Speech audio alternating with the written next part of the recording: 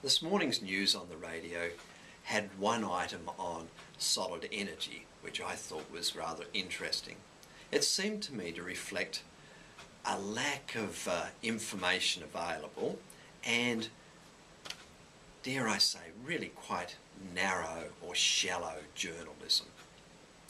It related to the Prime Minister saying, well, Labor spokesman back in 2007 wanted solid energy to move into alternative sources of energy generation, and this is therefore responsible for the cause in part for the financial crisis that solid energy currently has, which is said to be attributable to their loss-making units in alternative energy. Now, is this or is this not true?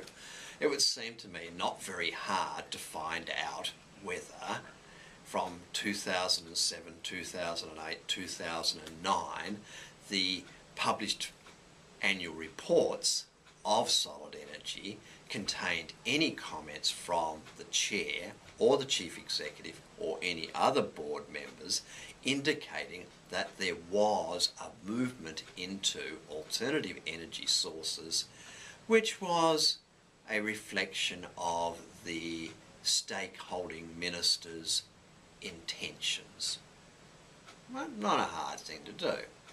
One might ask questions about the calibre of the board of solid energy and say, well, how many of those board members are professional directors in the sense that they're members of the Institute of Directors or are accredited directors on the Institute list? They have bound themselves to the Institute's ethics requirements. They participate in continuing professional development as directors, or are they not in that sort of group? Well, these sorts of things are what we would expect financial journalists to pick up on and to put out into the public arena. And then that leads me to thinking, well, what sort of news do business people listen to in New Zealand? And do we get this type of in-depth probing, or is it all just very, very superficial?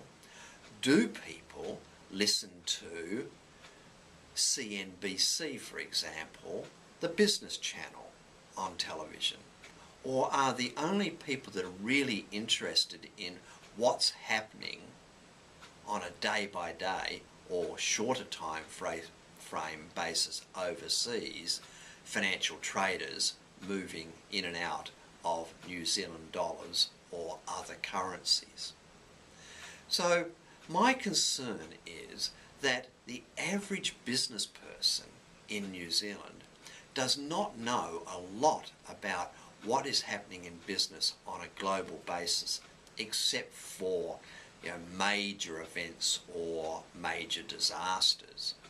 But that's not what drives the engine of global commerce, what drives the financial flows on a day-by-day basis. It is really important to have up-to-date financial information about commerce on a global basis, and it is important that business people find ways of tapping into that. So perhaps it's an app on your phone.